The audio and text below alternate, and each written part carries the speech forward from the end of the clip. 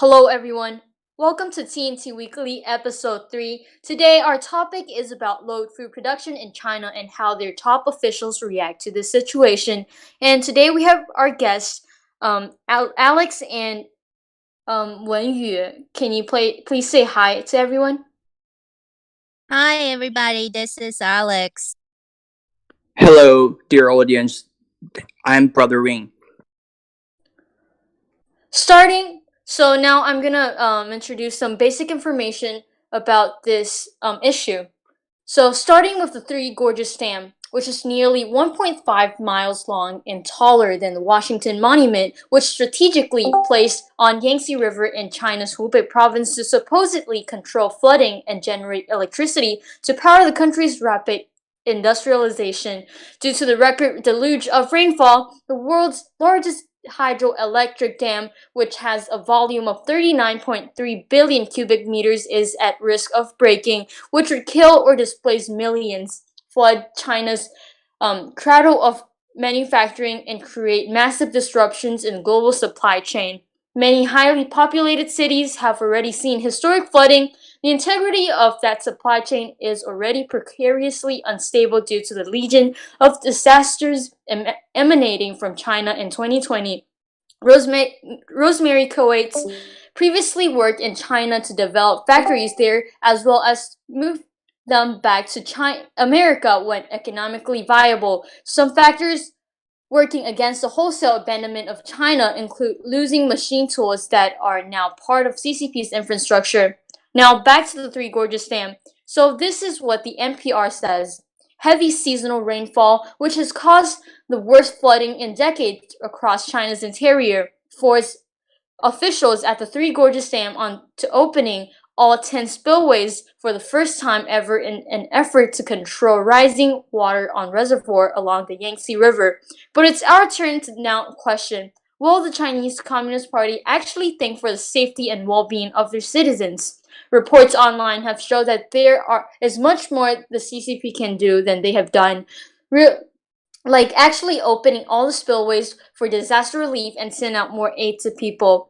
But apparently this takes much more money than it usually is for the government, and since the government is so inhumane, they've decided to only aid a tiny portion of the disaster area to supposedly show the world that they supposedly care about their citizens. So you may ask, how does this really involve food production? My answer is it sure does, because climate and rainfall are essential factors to food production. Due to the CCP virus pandemic and a long time flooding, food production is lowered and made difficult to store. Chinese top leader Xi Jinping has declared a war on shocking and distressing squandering of food, and the nation is racing to respond, with some going to greater extremes than others.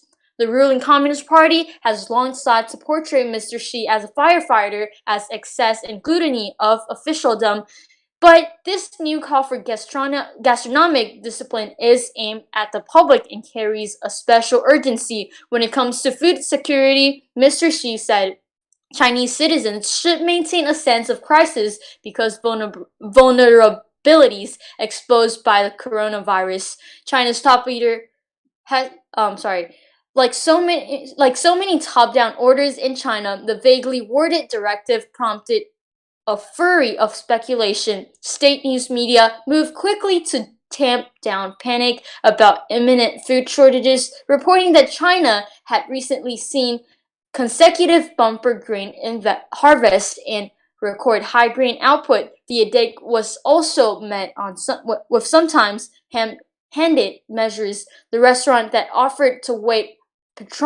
patrons in the central Chinese city of Changsha quickly drew a backlash and was forced to apologize over the weekend, saying, "Our intention was to advocate not wasting food for people to order in a healthy way." Mr. Xi's Clean Plate campaign strikes at the heart of the dining culture of China. Customs and dictates that ordering extra dishes and leaving food behind are always demonstrating generosity towards one's relatives, clients, business partners, and important guests. So, with this background information, a question I have for you guys is, does the disaster actually come from nature, or And compared to many other countries going through famine, why does China specifically have such a high number of deaths? So, who of you two wants to go first?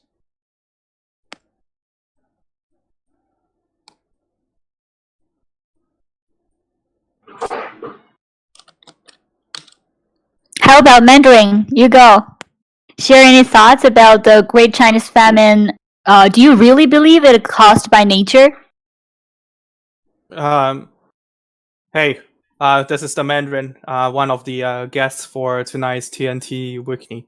So, when a disaster happened, there's always two forces which make the disaster results in a lot of death. The first one is definitely nature, because nature caused the disaster to happen. But the second one, which usually cause a great number of deaths, is human error. And when we look at history, a lot of the time when a lot of people ended up dying because of natural disasters, usually because it's because some great human errors. So, for example, most of you are pretty familiar with Hurricane Katrina that hit Puerto Rico in 2018. So back then, a lot of people were Puerto Rico was hit really hard, and a lot of part of the island was flooded, and many people were blaming Trump for not sending disaster relief on time. But however, last year some secret documents began to surface, and a lot of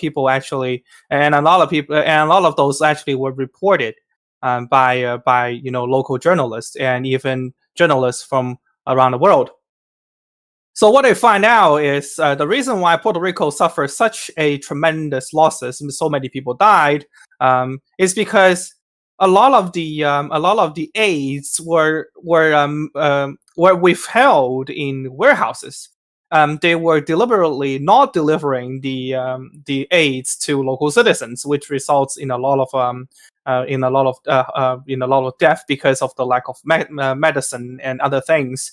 And also the local government, when it comes to disaster relief management wise, they did a really bad job because Puerto Rico is really special. Puerto Rico is a independent territory, so you can't just have the U.S. Army, all of a sudden show up at Puerto Rico's front door and starts disaster relief, and then Trump at the White House can direct all of the disaster relief effort for Puerto Rico. It doesn't work like that because Puerto Rico is an independent territory. The United States government can't just interfere with Puerto Rico's disaster relief decisions anytime they want or however they want, and so as a result, a lot of people ended up dying, and the disaster relief was a disaster.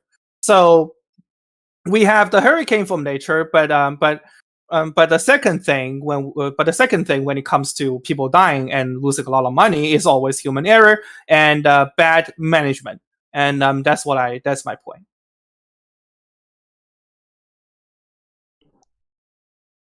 Thank you. And so what do you think, Brother Ring? Hello. Thank you, Mandarin. Well, the thing is this, because historically speaking, there were many disasters. Costing people's lives. But in the modern history, and especially the regime under, I would say, ruled by the communists. We can say the natural disasters were actually, as Mandarin has said, these are all man-made disasters. For instance, the Great Chinese Famine in 1960s. And the core reason for this disaster is that was that the CCP, they wanted to impose communism on the Chinese peasants. During the revolution, they utilized and the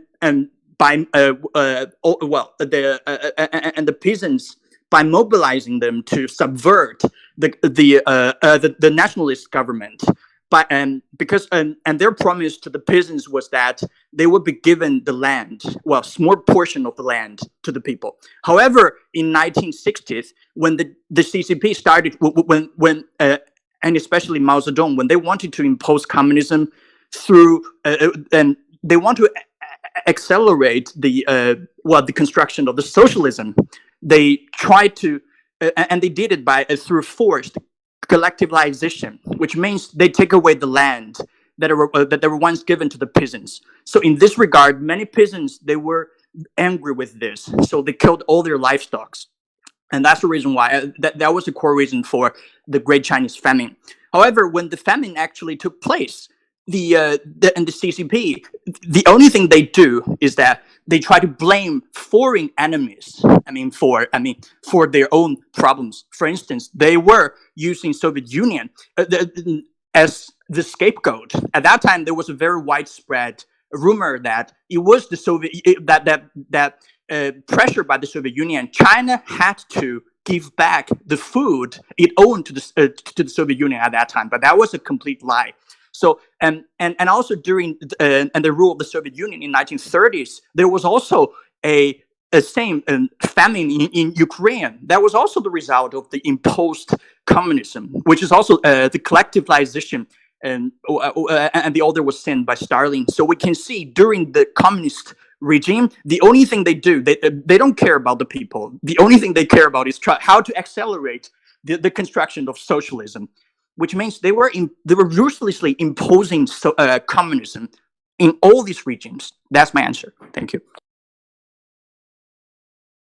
And by the way, I have some added point. Sorry to bother, but I have some added point because I have read some books related to the what has happened in 1959, between 1959 and 1961. What happened was the Chinese Communist Party, they actually have food reserved. They have actually had that food, but they didn't really release to the public. So basically, they just leave the people who are starving to death. They have done nothing. And all these numbers, for example, a whole village, half of the village was dead because the starvation. But the government didn't really do anything about it, which is make me really shocked and angry about the fact.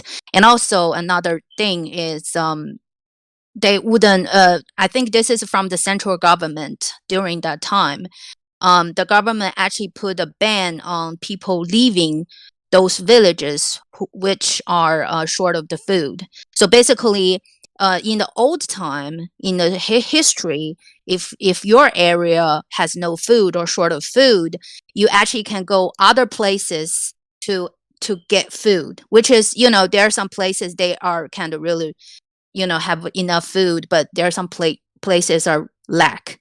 But at that time, it wasn't really the thing. The government wouldn't let the people left the village, so they just basically, I would consider it like murder. I wouldn't really say this is natural or not, but even though natural disaster happened, but the government can do something to prevent the penalty, the death of the people. But they didn't really do anything. They even put some regulations, policies to leave people dying in their homes. So that's, to be fair, the government did do something. They hide it up. Yes, and yeah. exactly. And they actually have the official documents stated all these people who are dying, who dead, were actually died from the epidemic. But there was no epidemic back then. But they covered the starvation death rate with the epidemic deaths. So that's another lie, basically. Use a lie to cover a lie. That's what it was, really. Yes, and at that time, because at the household, actually, the CCP, they use household to restrict the free mobilization of people whenever, when they're faced with, the disasters. For instance, they for those people, at the start of the peasants, when they were looking for food, they were simply, I would say, locked inside their own villages. And if they were found to be somewhere, to show up somewhere in the cities, they will be immediately, I would say, sent back to, I would say, the detainment or whatever, and that was very rude, actually. I just want to add some quick histories. So the Chinese famine has a lot to do with the end of the relationship between the Soviet Union and the Chinese Communist Party, because when Stalin was still alive, China actually had a really good relationship with the Soviet Union, and there were a lot of aids coming from the Soviet Unions to China. As one of the guests mentioned, there was one time the Soviet Union asked China to return back all of the food and money that was given to China before. But China never did that. So I just want to add a quick information: why the Soviet Union and China actually ended their relationship and became really hostile towards each other. Because most of the problems came from Chairman Mao, because after Stalin dead, Khrushchev came into power as the party secretary of the CCCP, which is the Communist Party of the Soviet Union. And Khrushchev, compared to Stalin, was a lot more progressive. He started a lot of different reforms. He started to loosen up the. Mao actually despised Khrushchev, actually, because Stalin was actually. And his power base was much more solid than his successors, right? I mean, for Stalin, and in this regard, actually, Mao, he himself viewed, I would say, and Stalin as somebody equivalent to his status within the CCP, right? But that's a short story, actually. Go on. Yeah. Okay. So let's just keep this a little bit short, and let's move on to see whether Yangzi have some more questions. So Yangzi, stage C10, do you have more questions for us?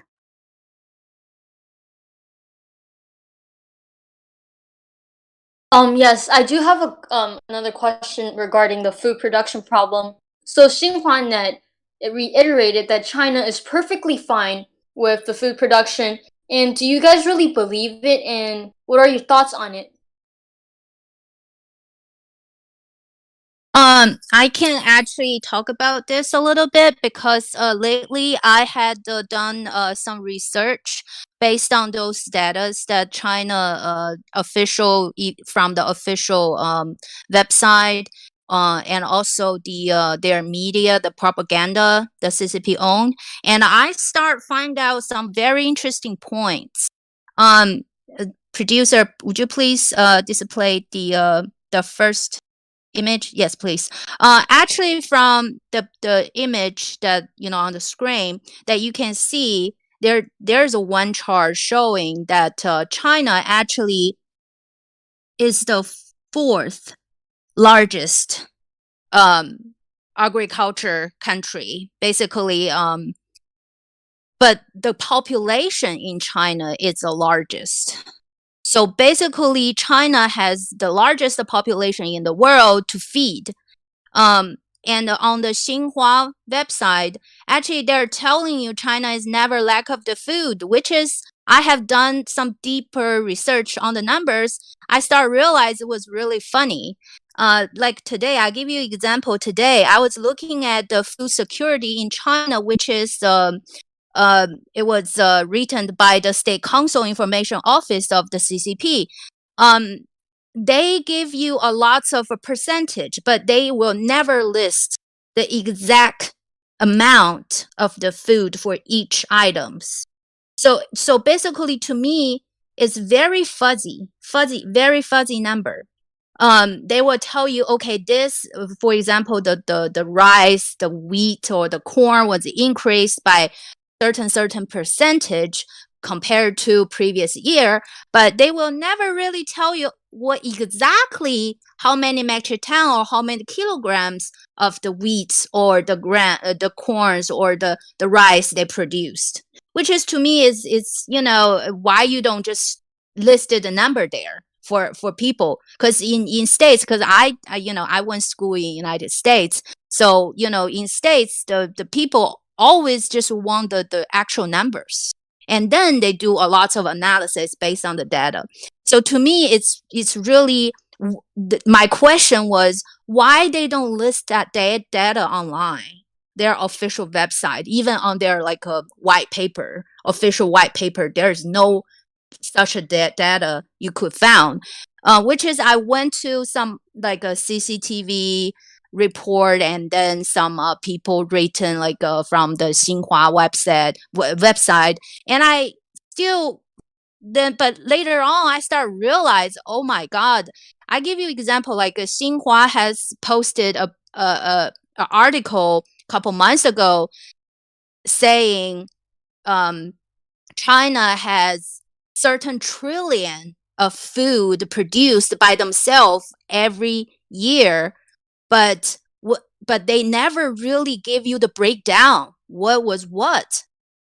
So I keep digging on that question. I was like, okay, then you need to tell me what is on this what they say 6.5, or I have to research on the number, but anyways, what was the breakdown of each items? And I never really found those lists as well. So basically they just tell people, okay, we have enough and this is a number, but they wouldn't tell you each item breakdown how much we have. And then later on I start to realize, okay, there is really funny side of it. Basically on this list they provide 40% are the corn. You can see on the chart, the blue chart, the blue section is the corn, which is 40%. And I'm very familiar with the commodity. Corn is majorly used for the animal feeding and also the industrial purpose, not for the food purpose, for the human food purpose. No, that wasn't. So 40% is already not to feed the human on the total list. And I can tell you on that list that after I done the research, I started to realize there are some other stuff that you can't really eat, but they still call it food. For example, cotton. You can't can't really eat cotton. Cotton is used for the medical purpose and largely used for the clothing industry. So cotton is actually listed on, this huge number is part of it. And also some woods, lumbers, to make furnitures, to make floors, to make all that. They also count in the food. I was like, well, this is become really a funny question to me. How many pounds of the real food that human can eat is actually in that list? So my point is, I trying to make a point, was why China's official website and their media doesn't really tell you exactly what they were that can feed humans, but they just give you a fuzzy number without any details and telling you we have enough food. So basically, I can tell they're lying. They're lying about it. And on top of what they have reported, they can self-produce all this number, but they have to import almost close to 20% of the food from overseas, which is from other countries. And I also did the research on all this food that they declare that they import from other country, and majority of them are can be feed as human food. You see? So basically, I'm telling you, just by looking their previous numbers, they're already lying about it.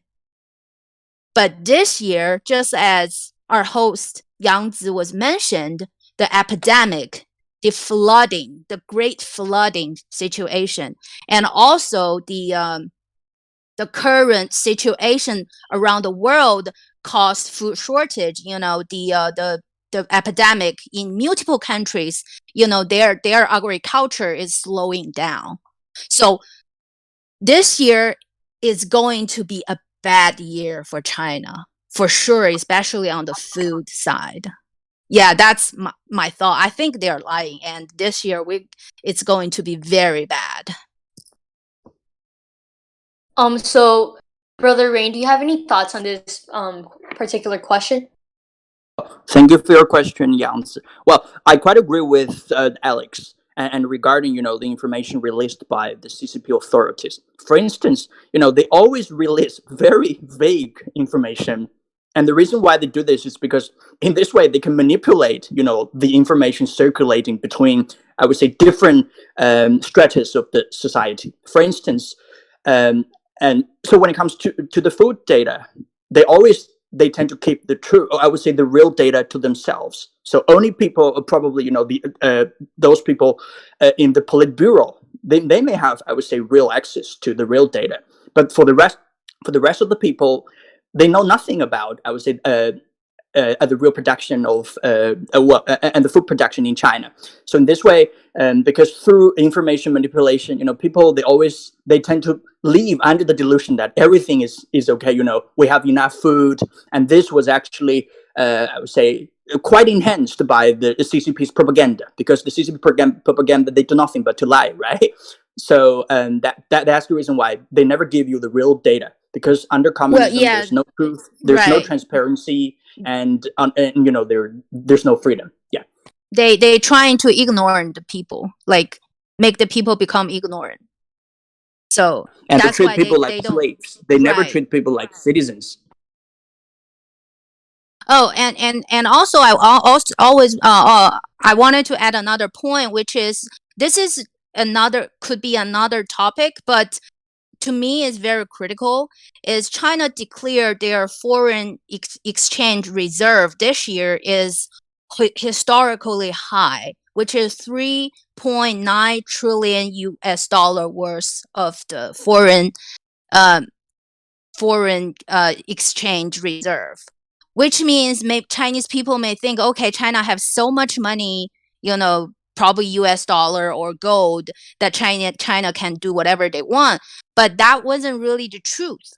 The truth was half of that money was the debt, the government debt. And then also another 1.3 trillion are the US bound, which is they buy bound from US government. Basically, that's the US government's debt that they bought it. It's like they borrow money to United States. So basically, it only have probably 400, sometime between 400 billion, if I do my calculator right, US dollar as real money, which is cash or gold, to actually so they have more stuff. liabilities than assets, right? Exactly. And I can tell you, like almost 80 to 80% are the liabilities. They don't have that much assets. And so worst thing is, if things happens like the food crisis in China, they run out of the cash, especially the foreign currency, to buy food. And right now, I haven't even mentioned the bad relationship between the free world with China now. So so nobody is going to help China at this point. Yeah, I just want to add this point. Yeah, for this question. And the CCP is to be blamed for that. Alex. Actually, the CCP. So I have to go to our next topics, because we have a limited time for this show. And so my next question is, I would like for Mandarin to share first, which is regarding the clean plate action I previously mentioned. How do you think it will affect the lives of Chinese people and its real effectiveness to prevent food waste? Mandarin, are you there? Yeah, I'm here. I'm here. So, so the clean plate, I don't know what that is. Like the whatever political movement or government order by the greatest and best Chairman Xi, is gonna do nothing but to bring famine upon the Chinese people. Let's just look at this from a simple economic standpoint. Right now in the 21st century, even in China, like they call China socialistic, they call China communist, but the Chinese market is driven by money. So the more money you can make from selling food, the more food you want to produce. It's that simple. So right now you have you have Chairman Xi coming out and say, hey, you guys gotta clean your plate. Don't waste food. Don't eat too much. All of the YouTubers that rely on showing what they eat to the entire world can no longer do that anymore because they go out, they order 10 different dishes and then show the world how beautiful those dishes look. Oh, that's waste of food. Get out.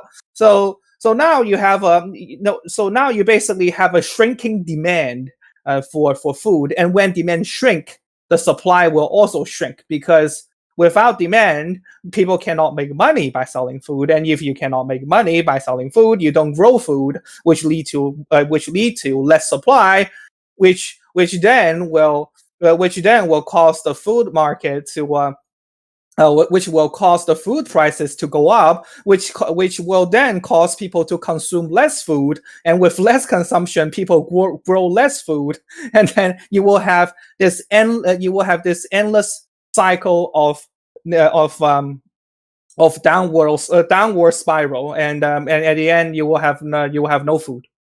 So that shows you how little Chairman Xi understand economics, and that's what I want to say. Mandarin, do you think that if he said that means China doesn't have that much reserve, I mean the food reserve to supply to feed the 1.8, 1.7 trillion people, billion people? Do you think that's a cause, or it's just a pure economic concern that he kind of trying to control the demand, the supply? Oh, he's not trying to control demand and supply. It's definitely because of the low reserve. Every time when the Chinese Communist government emphasizes on something, that means they don't have something. Yeah, and also if you look at Xi Jinping's trip, he before the Beidaihe meeting, Xi Jinping went to the province of Anhui, which is a big agricultural province in China. And now after the Beidaihe meeting is over, he immediately went to Dongbei, which people used to call Manchuria. And the entire Manchuria is basically the largest agricultural production powerhouse of China. So if he goes to these places in such short period of time, that means he's worried about the food reserve, and then he comes out and say that, hey, you better not waste food, clean your plate. That means, yeah, that just tells you there's no reserve. There's no reserve. Thank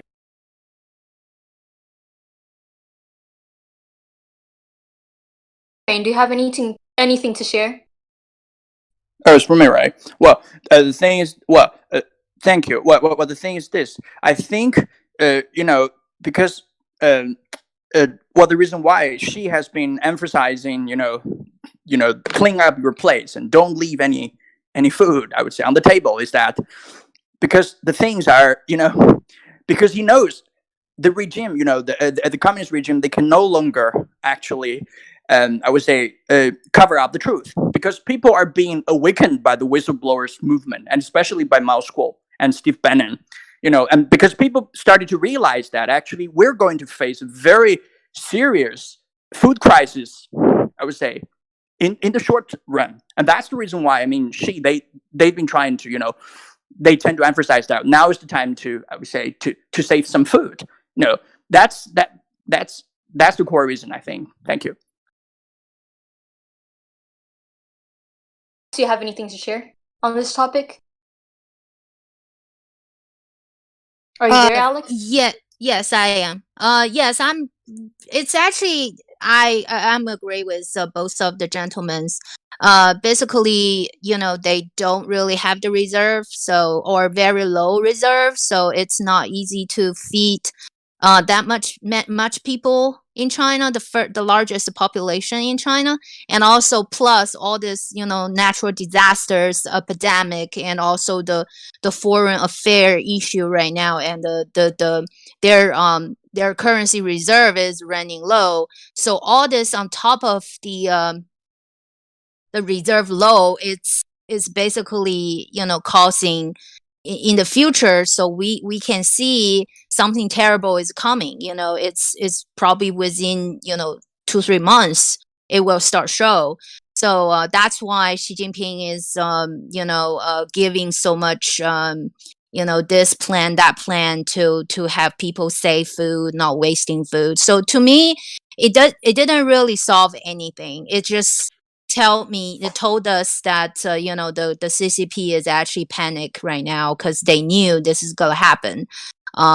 And we do encourage people, if you're listening, if you from mainland China, if you understand English, please tell everybody. If you understand Chinese, please tell your friends, family around.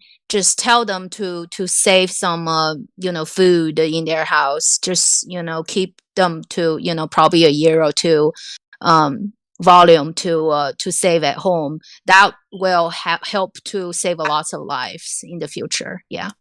Yeah, I have one thing to add. Like, I think this is another trick that CCP is trying to push the duck to someone else instead of the CCP itself. Like when you have a food shortage, then instead of blaming their poor and incompetent management style, they just blame this sort of to the people. Like, you're eating too much. The reason why we have food shortage is because you're eating too much. So please eat less. My question is, okay, so if they want to do this to the people in mainland China, then would the leaders, these leaders like Xi Jinping or whoever is around him, would do the same? Like, would they cut down the budget for the food that they are eating every single day? But because everybody knows that they have a special farm to grow the crops and everything that they eat every day in a particular place only for them. So my question is, so would they literally do what they call people for, like clean the plate? Would they clean the plate first? So they should set an example for the rest of people. But then that's not the point. The point is they are trying to push the duck, pass the duck to people once again, so that they come clean. Like, okay, food shortage is not my business. It's not because of my management. It's because you people, we have too many population, we have less food, and you're eating too much. So that's what the most irresponsible government that someone could ever imagine. So that's what I want to add. Thank you. Back to you, Stacy Tank.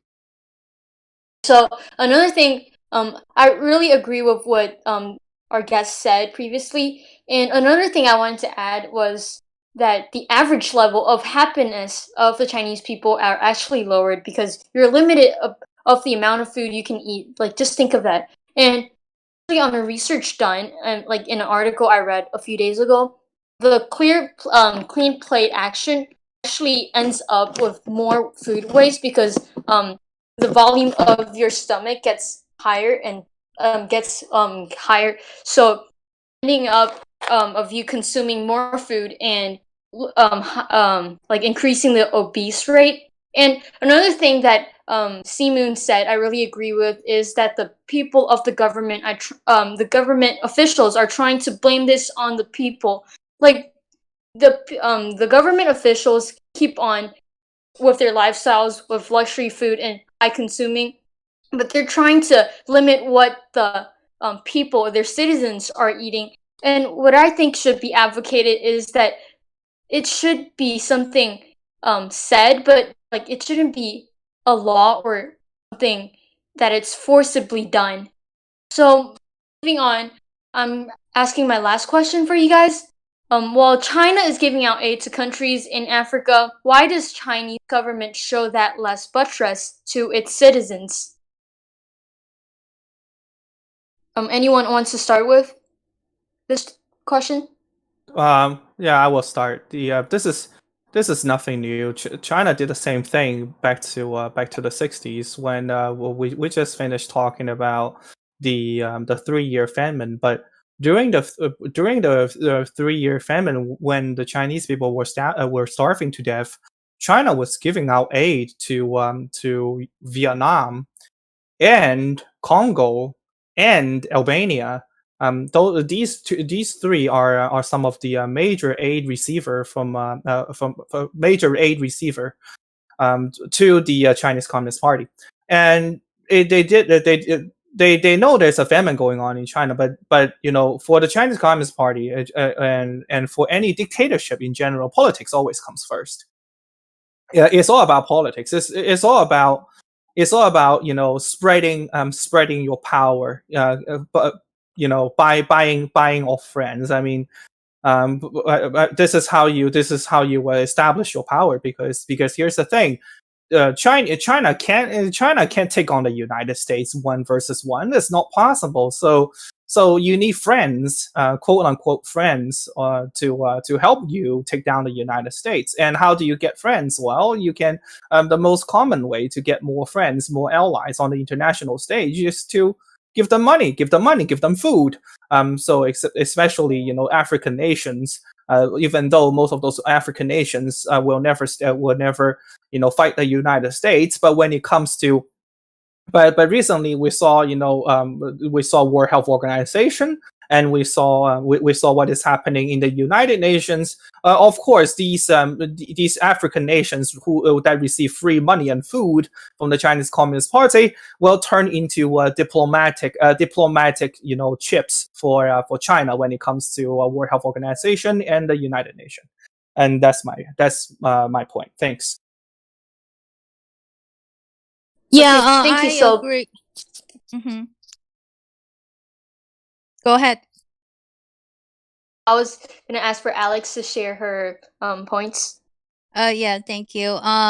Yes, I agree with Mandarin 100%. And all this money that CCP had previously, during the Mao Zedong time, it's actually exactly the same as right now, because China would rather spend all this money on those places in Africa, which they will never get that money back. They will never get any return on the investment, but they still did it. Why? Because I have saw a lot of documentary regarding to this, that all these places that China gave money to, that which all those country, all those projects which is the World Bank will never found those projects. So basically they can get no funding from the World Bank, because the World Bank, let's say, okay, I'm not going to get my investment back because those countries are either hopeless or their economy just in a trash can, so it's not worth to invest anything. However, why CCP give them money to do whatever? Is first of all, those money it's not their own money. It's they borrow from the World Bank or from Wall Street. It's to them, it's free money, even though it's dead. It's dead, but they're not going to pay back. But they use that money to manipulating to buy all this, supporting from those third world countries. So basically, they just need a support from them, but they never really spend a penny to treat their own citizen good, because to them, those citizens just slaveries.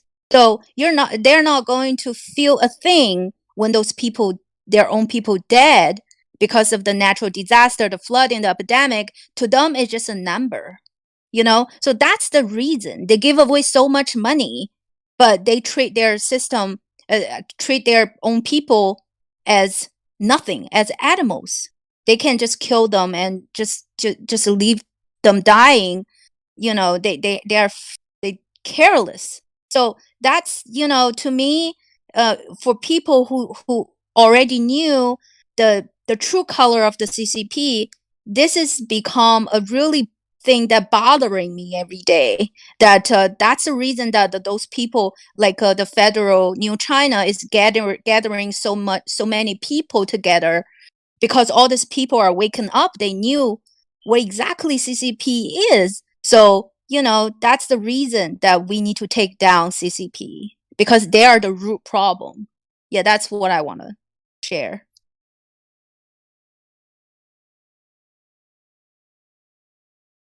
So, have anything to share, Brother Rain? Well, thank you. Well, I quite agree with that, Alex and Mandarin. Well, and the reason why the CCP refuses to spend the money on its own citizen is that, because they always treat its own people as slaves.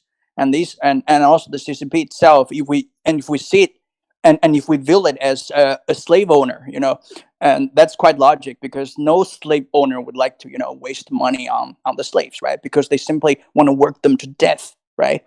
And another reason is that with this money, they're actually buying support from all over the world. As we can see, and a couple of weeks ago, when China imposes the Hong Kong security law legislation, 56 countries, they actually approved, I would say, the CCP's I would say action.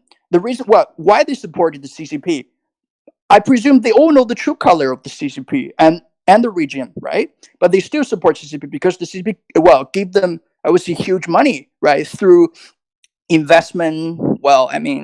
And that's a kind of, I would say, bribe, right? Because they cannot simply, bribe, I would say, the and leaders of these countries, right, by simply, giving money to them, right? And they have to do it another way, right? That's through investment.